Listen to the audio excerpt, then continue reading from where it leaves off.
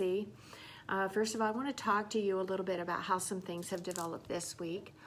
I had a couple meetings, one of them involving some board members with an organization that I belong to called the Tennessee Republican Assembly, and I'm a board member on that. And although I was able to get them to do a resolution in 2017 regarding child welfare, I really started digging into the bylaws, and I'm going to go ahead and move forward and ask them to create a special committee in family policy. There is a special provision for this in the bylaws. I started getting that motion drafted. We have a national convention in October, and I've already talked to a couple other board members, and we are going to look at doing that. We have got to have a national family policy presence that involves families, not just bureaucrats.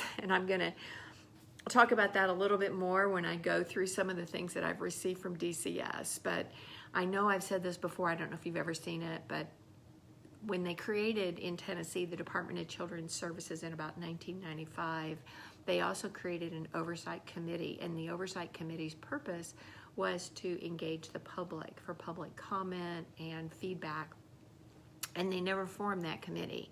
And I didn't even know that the committee had legislatively been created until about 2011, and I did a writ of mandamus to try to force them to create the committee, and the judge refused to do a mandamus to force the government to do anything, which of course, you know, we've seen that before, right? They want to force us to do things, but they don't want to force themselves to do anything.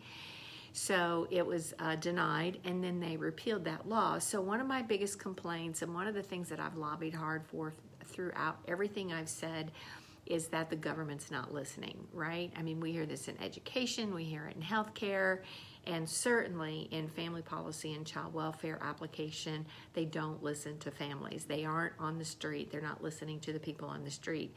And this really, in this backwards, upside down system, you have these caseworkers who are out on the street, and you know, they really have, although they do have discretion, it's like what their goals are and their training and their criteria keeps them from using true social work discrimination or discriminatory and discretionary decision making, and they make their decisions based upon certain goals. I'm going to give you a couple examples of that. So a national family policy committee, this would be through the Republican assemblies. Now, most of the stuff, hey Wendy, hey Brittany, most of the stuff that we do is bipartisan, but we've got to get the message to the legislators, and the legislators are divided by parties, right? So I hope that some way we can also expand this to a national committee from the Democrat side. And you know, there are some people in Family Forward Project who hopefully will you know, take that bull by the horns once I get this established, and that they will bring that into their forefront as well. As I've said before, there are two national organizations of which the legislators look at, or supposed to look at. One of them is called ALEC, which is the more Republican-leaning conservative values organization, and the other one is National State Legislators. It's NSLC something, right? I always have to look it up every time I say it because it's not an acronym that you can pronounce. So we have organizations, and I've watched what they've done, and they've really only done piecemeal things because they're trying to cover too broad of an area.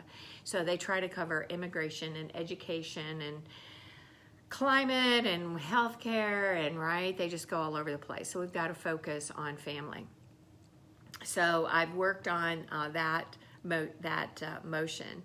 Then also, as you know, my family advocacy bill that I put out there did not go through. Terry and Representative Littleton both agreed to look further into it after the session is over, which will be ending here in a few weeks. And I have been gathering some data on that, looking at the income level in the different counties, looking at the And this is something you all in your own state, you can start pull this information together too. So we want to pull the county data on the number of children that are removed per capita in the county and the income level per county and the percent of poverty per county, because we want to start showing that there are people in rural communities primarily. We know that's where it is. Not that they're not very aggressive with some middle-class families as well, but and everybody feels helpless once they're in the system. There is that common denominator. So once you get involved and hooked into the system, everybody feels helpless. So,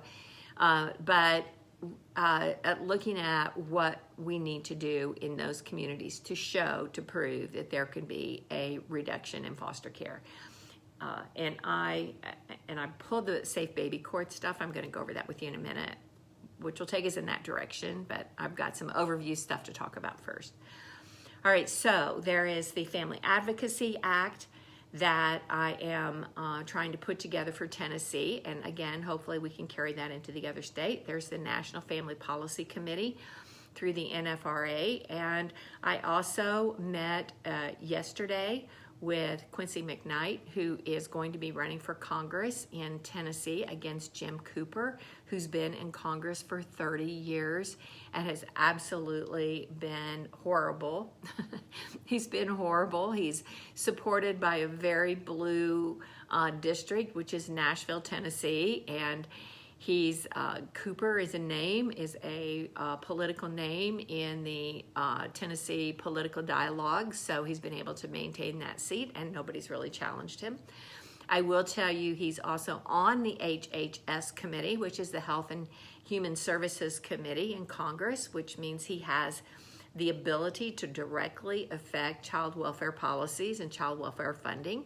I met with him personally. I made an appointment to wait to see him in about 2014, I think it was. And this was before I recorded everything, so I don't have a recording of that.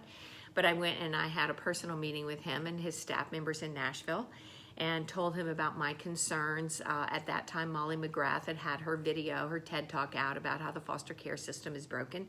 He basically looked at me and said, we give the states all that money. They need to figure out what to do with it. So I did not know the federal law as well as I do now, but I did know that there were strings attached through the federal government and that he did have the ability to have an influence on that. And so I was very, very disappointed, and he's done nothing since. And when we've been in DC, we've been in his office several times. So this is a discussion I've had with Quincy, and he is open, willing, and wanting to have a family policy direction, which includes just looking at and showing everyday people how the corrupt and perverted and the influence on family policy has harmed our families and our family relationships instead of help them.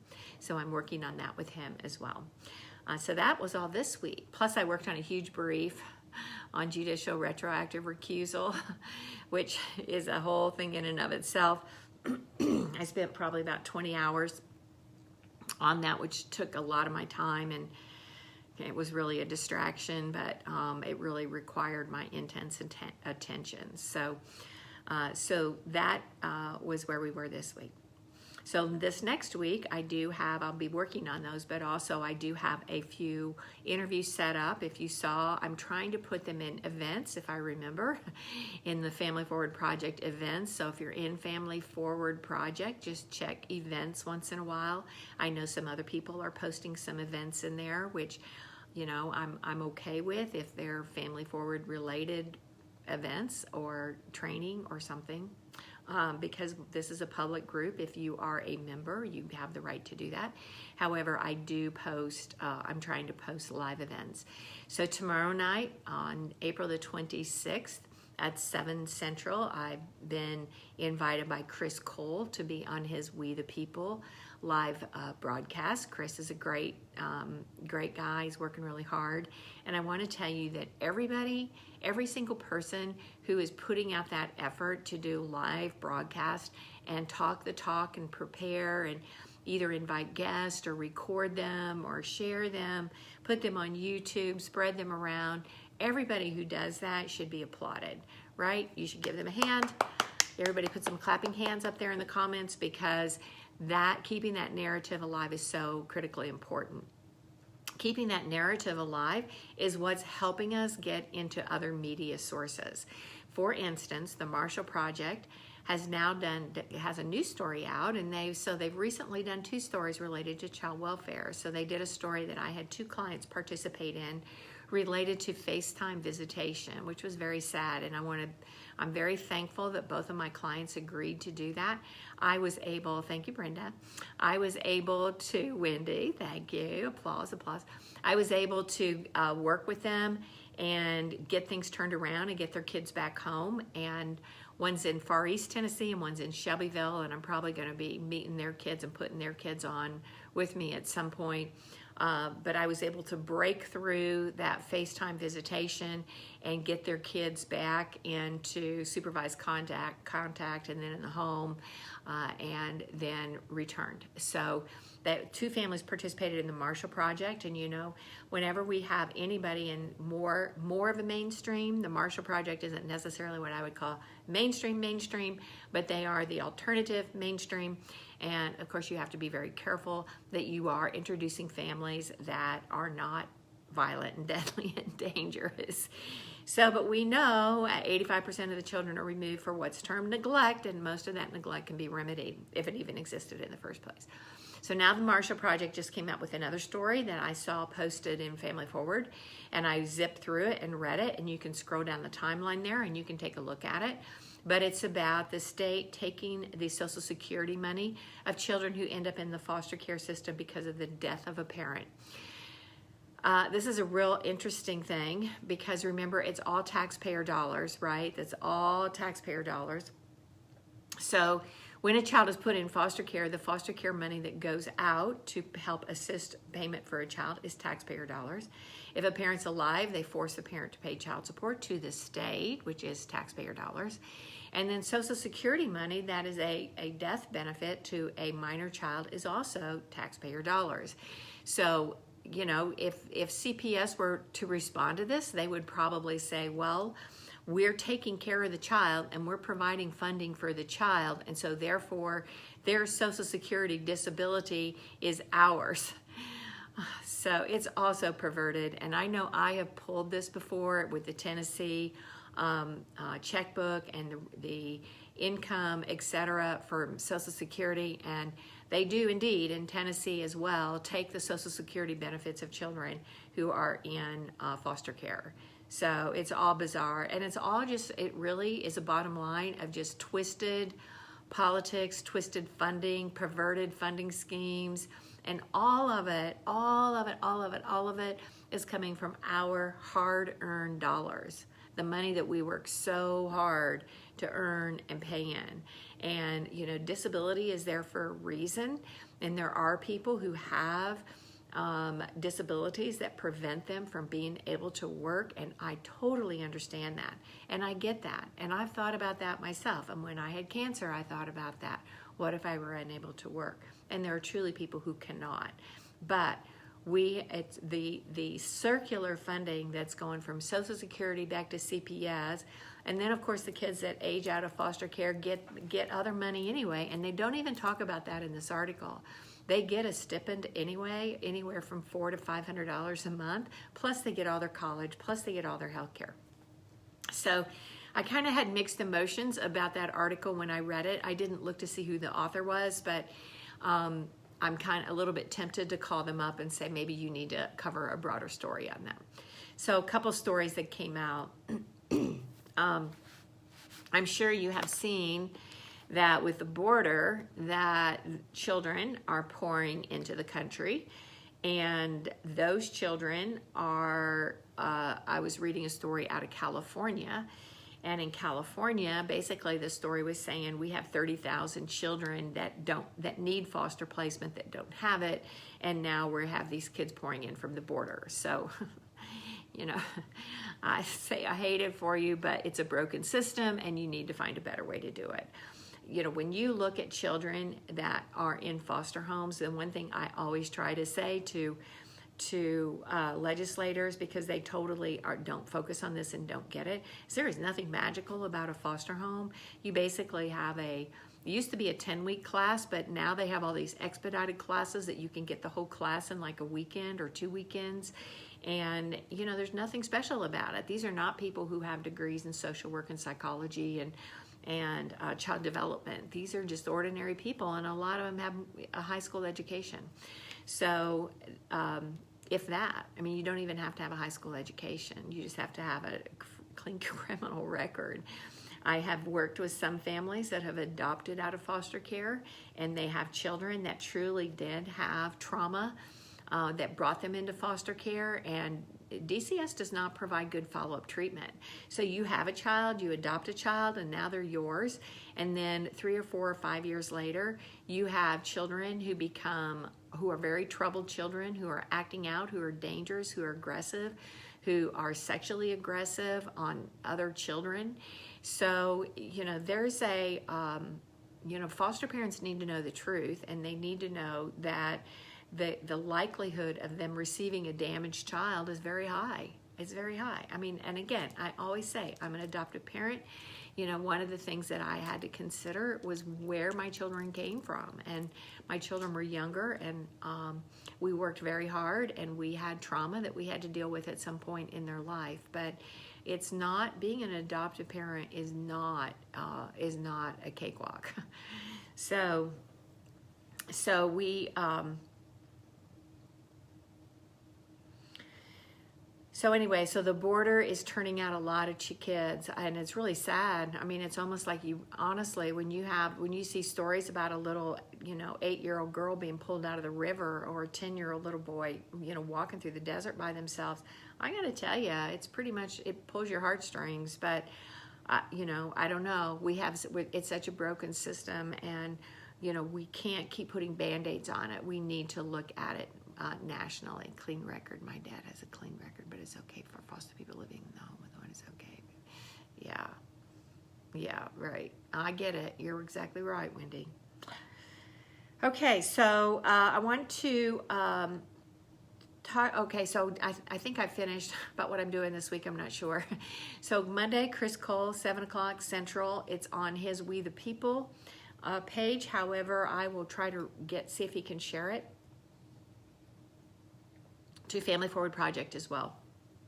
Then Tuesday, if you saw, not sure if I put it on Family Forward Project, but I've done an interview with Dr. Denise Sibley up in Northeast Tennessee, who is treating patients with a couple of medications. I'm not even going to say them on here because I'm afraid the artificial intelligence will block out this whole video. So she has a couple special treatments for patients who are ill. Let me just say it that way. Somebody can type it in the comments if you know what I'm talking about. And I'm going to interview her to kind of follow up with her about the phone calls that she's had since. I've had some people call me who are very concerned about their children being required to wear a mask to school, and about people being required to get a vaccine to work. I have not really developed those issues yet. Trust me, it's something I'm watching very carefully, all right? So I'm doing a lot of open records requests to the Department of Children's Services, and I'm doing it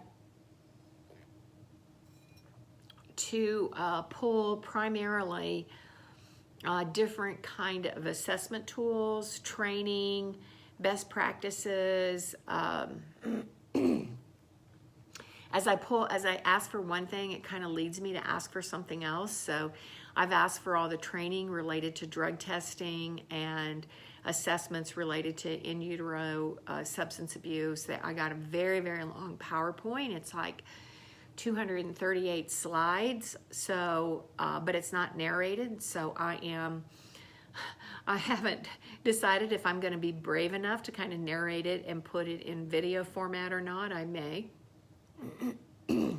Yeah, Wendy, so that's a whole another thing about, actually there was a bill up in the legislature about whether or not people should be able to adopt if their whole family wasn't vaccinated. So that's an issue that's out there.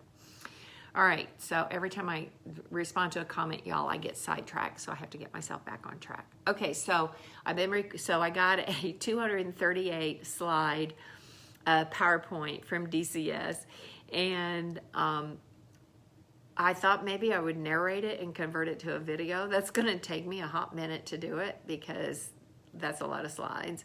But there are a couple critical things in there that I want to make sure that are pointed out, because the intrautero exposure is something that DCS is just hot to trot on, and they actually, in their video training, it has a I'm going to flip over to this. I think I showed you this before, but sometimes I feel like I just want to show it to you a couple times because not everybody sees one. This is going to be backwards, I know. This is why I need to do the video. But it has the short-term and long-term effects of prenatal substance exposure. The highest one, the one that they know there's the most effects on, is alcohol. They know that there's growth, problems, anomalies, withdrawal, and neurobehavioral issues. They know that on the long term that there are going to be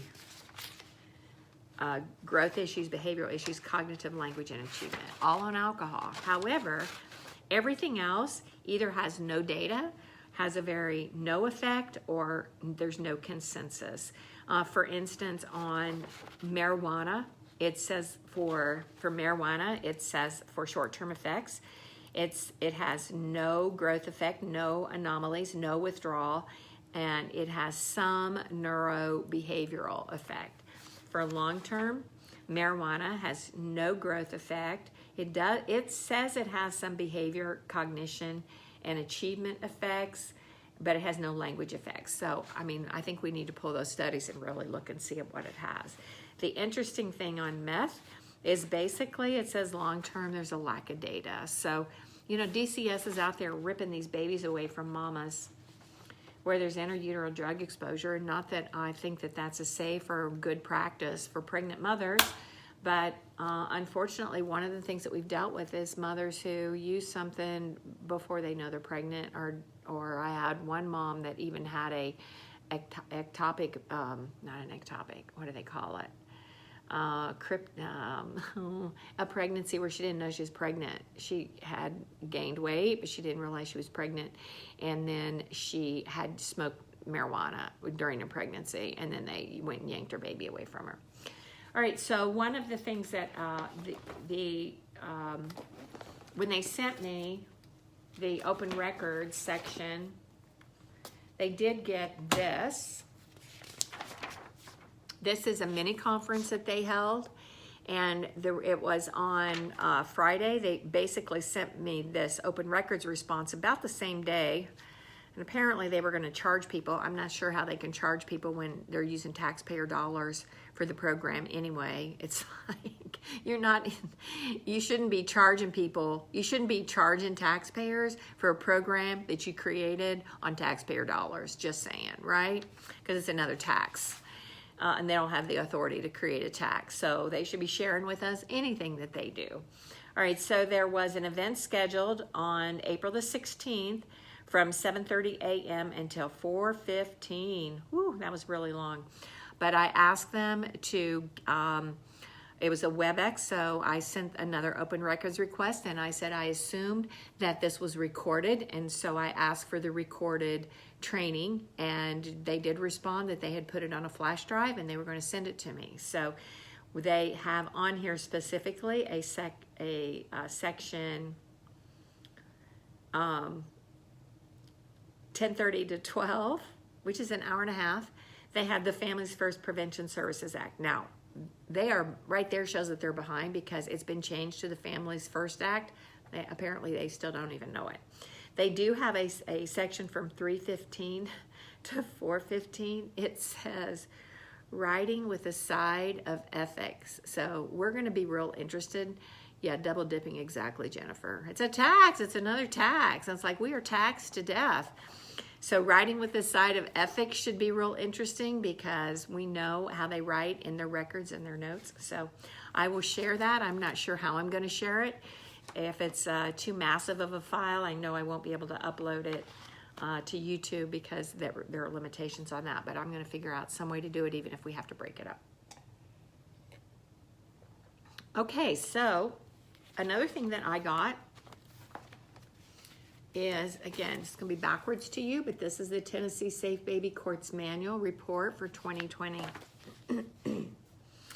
And this was submitted on February the 1st, 2021. So I'm going to tell you that it's a little bit troubling to read this for a few reasons.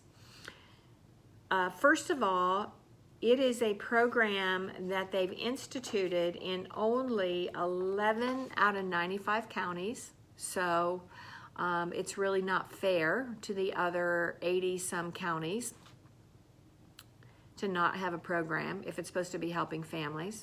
We should have equal protection. Every family in every county should have equal protection to the services that are offered in another county. Secondly, there's 12 counties, I guess, 12 Tennessee State Baby Court sites. The second thing is that they have in here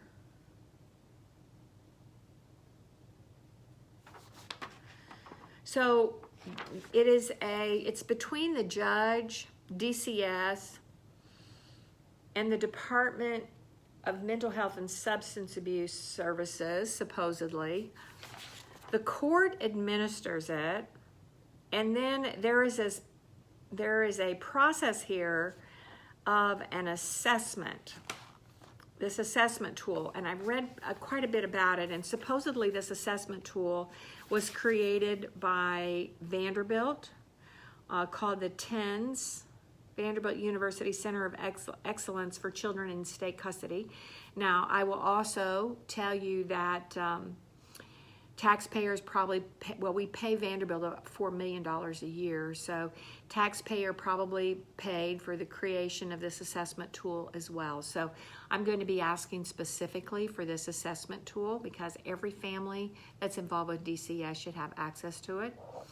And it measures for, and supposedly the coordinator with the Safe Baby Court was supposed to be doing the assessment, and at some point this past year they shifted it to the caseworker. Okay, so we all know how that goes because the caseworkers have a high turnover. They're not very motivated. They don't do a good job. They're basically incompetent, and all they want to do is get their job done by the end of the day and not piss off their supervisor. That's pretty much the bottom line. So it says here that let me read this one sentence. The data was limited. Now this right here should tell you something, right? Dee Dee, yeah. The data was limited this reporting year due to the Toddler and Infant Needs and Strengths, TENS, assessment, implementation, transferring from the Safe Baby Court coordinator holding the responsibility for the completion to the Department of Children's Services case managers being responsible for the completion of the TENS. Okay, so it shows you that even the transfer was not done very efficiently or very well, and for whatever reason, like probably the Safe Baby coordinators, which are, who knows what they are, what their qualifications are, that's going to be another one of my open records requests, and that to the case managers, that we know about their attitude, right? Also, there is a secret board in here. This is when I go through these reports, it's so frustrating to me because they talk about having all these meetings. They don't tell you who attends the meetings. They call them stakeholders. I'm like, and I always, every time I go to a meeting, I'm like, the stakeholders are the families and the parents, not your for-profit foster care agency. So they talk about having meetings with the stakeholders, and then they also call them something else too. They call them, hang on, let me see if I can find it. I highlighted a lot of things in here. They're supposedly creating a best practices standard guide, so I'm going to be requesting that. And they've got all these comments from judges in here about how wonderful the program is. And I know who some of these judges are. I'm just going to say, I'm not going to make a comment about them directly.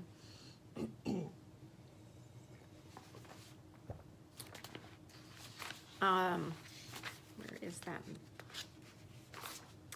It says, hold on here, be patient. Patience. Oh, and even with the this was kind of frightening. Even with the safe baby court, average number of days in custody, backwards I know, 461 days in an infant's life. That's almost a year and a half. That's a long time for a baby. So I don't think the program's that good if it takes a year and a half to get an infant out of foster care. Madison County is one of the worst, by the way. Here's another, this is just a little tidbit, a little side thing.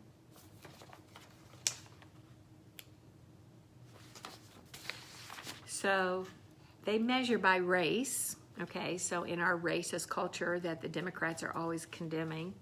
So they're measuring by race, white, black/African American, 2 or more races are unknown, okay? This government who thinks that we shouldn't be using races, it's going to be backwards, but I'm going to show it to you anyway. Some of you can read backwards like I can. Do you see that? How we're measuring race, how the Department of Children's Services and Vanderbilt University are categorizing race, okay? So you're either black or white or something else, basically. Now, this is even more interesting. I may flip the camera around for this one. No, I won't because my kitchen's behind me. I don't want you to see my kitchen. Okay, so the other thing that they categorize you in is ethnicity. Okay, so we have a whole chart on race, black, white, or something else. And then we have a chart on ethnicity. So guess what? If your ethnicity in our culture-sensitive environment of Vanderbilt and the Department of Children's Services and state governments, etc., you are either Hispanic or not Hispanic. See? You are either Hispanic or not Hispanic. So you have 2 categories: Hispanic, not Hispanic, right? In our culturally race-sensitive arena. They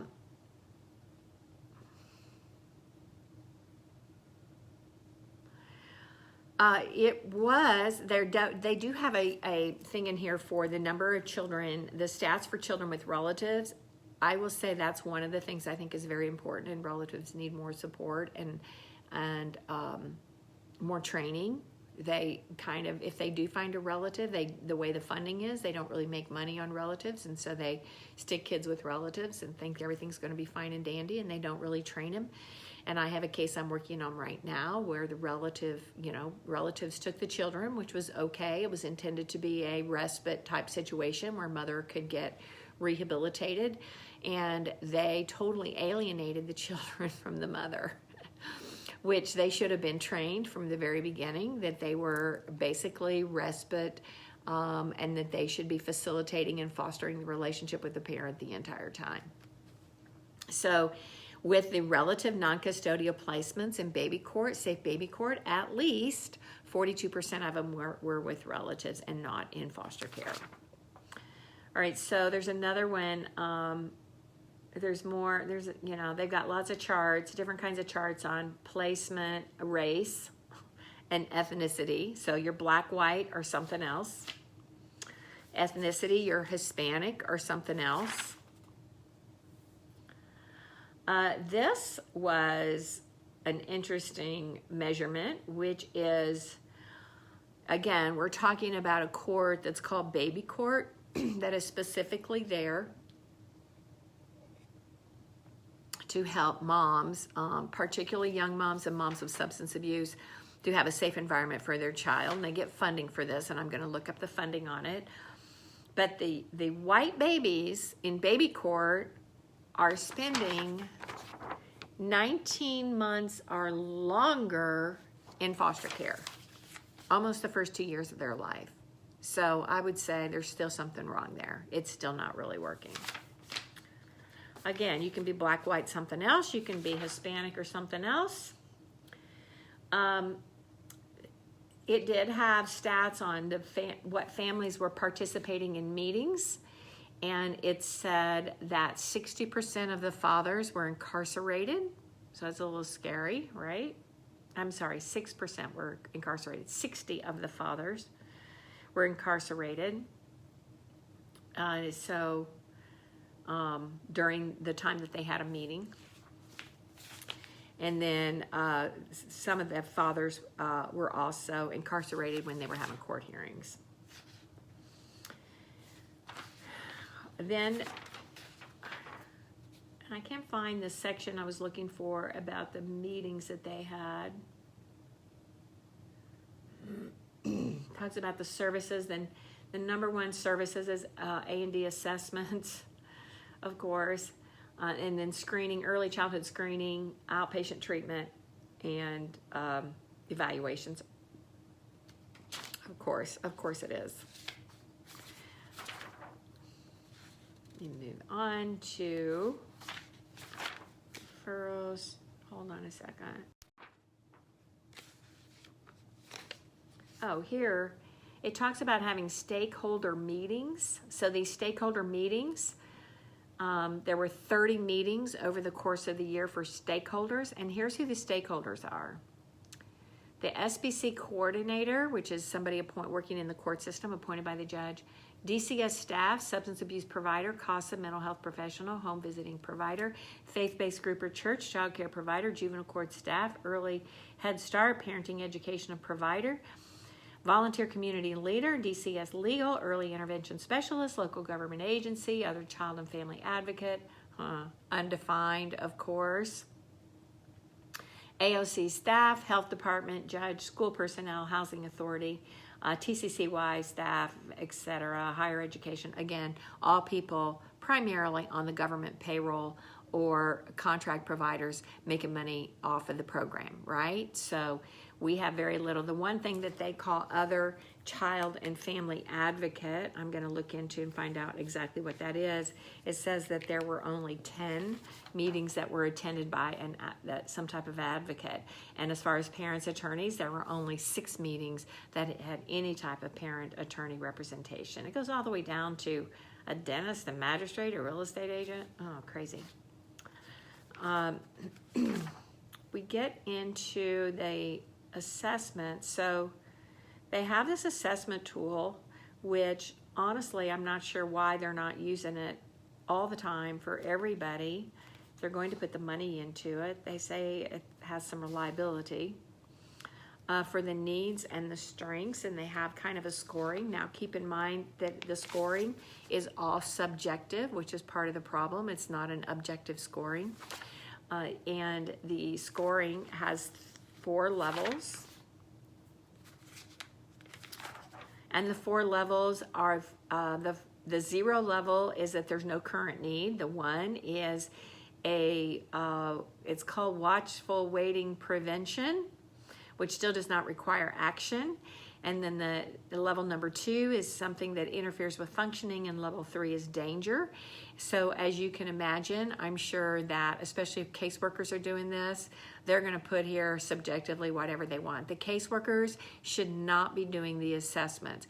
This is like psychologists who do evaluations and then provide the treatment. Okay, it's so subjective. The evaluations are so subjective in the first place. And then when you allow a mental health professional to provide a treatment off their own assessment, they can make it whatever they want because it's all subjective. It's not like we're, baking cookies and we can measure how many cookies we have at the end of the day. So the DCS workers should not be doing the assessments. And then, so it says of the top 2 things that they have to have action steps are mental health and substance use. We know that, right? I mean, I'm sure we spent $1 million on this study, but we already knew that. Mental health and substance use. There is caregiving functionality, and adjustment to trauma are pretty high ranking too. And trauma is important. Everybody, we all have trauma. If you're on Facebook, you see the trauma. What happens if DCS never gave a 72-hour investigation? Yeah, 72-hour hearing. They're required to do it, and you need to demand it. And parents need to start demanding, and they need to start being educated from day one, which is why I want a parent advocate, so you know what to ask for. Now, unfortunately, I think there's an unconstitutional threshold on the 72-hour hearing. It should be substantial risk of harm, but it's probable cause to determine whether or not there is neglect. But there's a second prong, which is the least drastic alternative. And so even under, I think the law standard is unconstitutional, but even under the current law standard, which is probable cause to believe the abuse or neglect stated in the petition occurred, which they can use hearsay, so of course they can say whatever they want. The second standard is it the least restrictive environment. So we need to be forcing these courts, because here's what happens. They make a lot of false allegations against you, and then you go to court and you think there's no way they can even make this. I'll get my kids back tomorrow. Then they go to court and they lie and they give hearsay and they say, well, the neighbor said this and the doctor said this. And so you're standing there like shaking in your boots, where you've not been prepared to present the side of it, which is the least restrictive environment. So the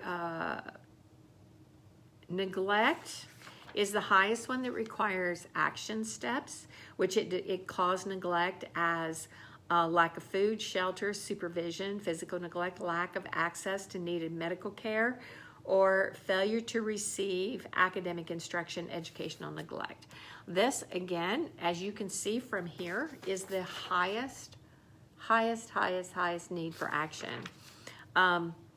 This is where I say that we are really just not serving our communities, and a lot of children could not be in foster care if we could help serve that part of the community in a better, more functioning way. Family functioning is determined as one of the highest action steps, if you see right there. So family functioning involves, hang on here. This is part of the assessment, I'm sorry. But it's about the children's relationships, how the youth describes their environment and their family, emotionally and psychologically. And again, this is where, when you look at who is doing this assessment and how they're doing it, this should not be a caseworker. This should not be a caseworker. They're so bad. They're so horrible. They're such horrible people. They just are. One of the highest needs for infants, I don't know how y'all feel about this, but it's attachment difficulties, okay? Look, attachment difficulties and regulation. And I mean, regulation are things like just having difficulty sleeping, having problems with their bowel movements, wetting, but wetting to bed is not a need to have CPS intervention. Sensitivity to external stimulation. I mean, some of these can be medical disabilities as well. Then repeating certain behaviors like head banging, things like that. I got to tell you, head slapping. I mean, some of those truly need intervention, and some of them I know, I kind of went through periods of that with my kids, of having some of those repetitive behaviors, but some of it is just a soothing behavior for kids as well. Substance abuse and parental availability, biggest problems identified by the Safe Baby Court, and I'm sure that goes all the way up to age 18. All right, I I was looking for, I didn't find it. Oh, here though, I also highlighted this page references, and let me tell you why I highlighted it. Because of the 12 references on this page, 1, 2, 3, 4, 5, 6. 6 of the references are prior to, or 2004 or before. So what does that tell me? It tells me we're 8 years behind. If these studies are coming out in 2002, 2003, 2004, and they're being quoted in 2020, and that's, and then there's a couple later ones. There's a 2011 and a 2000, I don't know what this one is, 2018, there is one. But why weren't we applying some of this information back in 2004? Instead, they want to be called mom. Okay, yeah, so I'm going to tell you, I do not think the father's known for touching a couple family members. Ugh, oh my gosh, Layla, that's horrible. But I do not think that children should be calling foster parents mom and dad. I just don't. I talk about that all the time. I complain about it all the time. And, you know, they can be corrected. They call their grandparents, you know, Mimi and Papa. They have names for them. They create affectionate names for them all the time. If the foster parents, you know, want to be called Choo Choo and you know, Grubby or something, you know, some names of affection. But they do not need to be calling them mom and dad. They just don't. Even if there's other kids in the home. You know, we do it with our grandchildren. We identify for our grandchildren. And, you know, if I'm with my grandchildren and they just like accidentally call me mom or yell mom when I'm taking care of them, I'm like, I'm Gabby, I'm not mom. So we should be correcting them, and they should be able to maintain that family paradigm in their head. And that should be part of the agency's responsibilities. So I also got the Adoption Best Practices Guide, and I'm just going to tell you, I'm not excited. This is, you know, they put out this whole, again, taxpayer dollars, this Adoption Best Practices Manual, and there's this whole section, and I'm just going to call it what it is. There's this whole section. It's called recruitment, but I'm just going to call it advertising your kids, okay? They talk about photo listings, about putting the children up on Adopt Us Kids, Heart Gallery, putting the children's pictures up there, having recruitment events at churches and conferences, and to display pictures and videos of children, to do videos of the children talking about their own strengths, social media about having, it says the DCS staff is not to put the child up, but if DCS or a provider has a social media page such as Facebook, the child can be posted on social media, and television. Television, yeah, like puppies. Laws don't disappear when laws just don't, yeah. So this is, they do, Layla, a lot of them disappear. A lot of them disappear. If we don't have if we don't have a court system that does what they're supposed to do, the laws literally do disappear. They do. So I wanted to share that. Okay, so I don't like to make my videos too long. I like to keep them, I don't know how long we've been here today. Let me see, 30 minutes. 30 minutes. That's about the comfortable time period I can get them uploaded to YouTube and share them also through the YouTube format. I do, yeah, Laura, they do it already in Tennessee too. You can go to Adopt Us Kids and look up any state.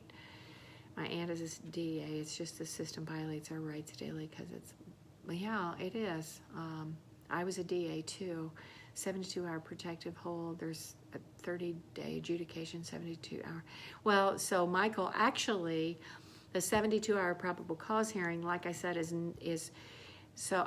Let me explain it this way. From a legal standpoint, if you need a restraining order on somebody and you go and get a restraining order, you have to show immediate and irreparable harm, and you have to post a bond, and you have to have a hearing. Now, in those situations, it's usually 10 or 15 days, but that's typically like a property restraining order or something of that nature. And a lot of times the judge will expedite those hearings. But once you have a hearing on it, in the hearing, you have to show irreparable harm. So, for instance, this may come up with an employment case, okay? So in an employment case, let's say somebody has a non-compete agreement and they're in some type of specialty, typically sales and marketing, and they have a certain client base, right? And so they go and they start soliciting the customers once they leave their job or they get fired from their job. And then the company comes and gets a restraining order against them to prevent them from going to their customers. So they have to have a hearing, and the court will usually expedite it. So they go to a hearing and they make a determination as to whether or not there is a likelihood of success and on the merits, and whether or not there's irreparable harm. Okay, so those are the two criteria that you have to show, and often you have to set a bond. So under DCS, when they ex parte take your children, which is basically a restraining order, well, it's more than that for your child. It's a warrant for the arrest of your child and the incarceration of your child. So, but as to the parent, it's a restraining order, and there has to be a hearing. There has to be showing or there only has to be a showing of probable cause on the petition. And the second step is there's supposed to be a specific finding of least restrictive means. What they are doing is they have form orders, they check the boxes. A lot of times they don't even put facts in there. Their reasonable efforts are, we tried to help, we offered classes, they didn't want to do it. So they're pathetic, okay? They're just pathetic. And most attorneys will not stand up to it. One of my goals is to educate parents and for parents to understand what's going on. You need to immediately, once you're involved in the system, start taking notes, start writing things down. You need to ask the department for a list of all their acronyms, right? Because they start talking about CFTMs and adjudications, and you need to, we can't post pics, but they do. Exactly, I totally agree with you, Jennifer. Parents are not allowed to post pictures of your children when they go visit them in foster care, but the foster parents post pictures all the time. So the restraining order ex parte process is all twisted up too. It's a mess. It's a mess. All right. So I know if you're watching this on YouTube, this is from a Facebook Live. So if you hear me making these crazy remarks, it's because I'm trying to respond to some of the comments, and it does make a little bit of a distraction. But I do like to hear what people have to say as not supposed to. Okay, I got to look at this one comment right here. As the parents, what can we do when they take our children without proper steps? Okay, so you have to educate yourself and be prepared to talk the talk, the right talk. Can I bring it DCF to court? So it's really a waste of time to bring them into civil rights court, only under very limited circumstances, and there's statute of limitations. I don't know where people are in their process, but immediately they need to start making demands on the agency, and they need to start documenting everything, and they need to start recording. They've got to start videotaping, and you've got to create a notebook, and you've got to create ongoing notes. And questions are your best lines of defense, and your best offense are questions. When you're in an unusual environment, question, question, question, question. Okay, so when they say, if they put the parents, when they take your child, if they come to take a child, immediate questions are, can I have a friend take care of my child? Can I have my mom take care of my child? What do we need to do to find an alternative placement that's safe for my child, that keeps my child out of state's custody? I would say most people have some type of contact, and I know it's a lot of stress on a friendship or on a other familial relationship to ask them to keep your baby. Let's say it's a newborn baby who's up every 2 hours. But if they understand the alternative is to have the baby with a stranger, then hopefully they will help. I had a mom come in last week about them being at the hospital to take her baby, and she was on the phone with her friend, and she had a friend who said, I'll take your baby. And so at least she was able to get the baby with a friend. Okay, buy a recorder, or buy lots of recorders, as Wendy does. All right, I'm going to say goodbye. It's been a great afternoon. Lots going on this week. I'm busy working. And we have some, hopefully Wendy and I have some news to announce maybe within a week or two. And we're going to stay silent about it just because of the circumstances, but there is more to come. Okay, I love you all. Please pass videos around, invite other people, get active in your state. I have Family Forward projects, Family Forward groups set up for a lot of the states. Oh, thank you, Jennifer. I'm trying, hon. I'm trying. That's all I can say. It's so frustrating sometimes, but I'm trying, and I'm not going to quit, and I'm going to stay focused on this issue, even though there's some things that are distracting in this world today, but the family policy issues and child welfare is going to take me to my deathbed, I'm sure, but I'm going to hang in there, girl, as long as I can. Had a great afternoon with Wendy and Briella yesterday, and I hope you saw my pictures. Love to both of you, and love to all of you. Thank you so much. We'll see you later. Bye-bye.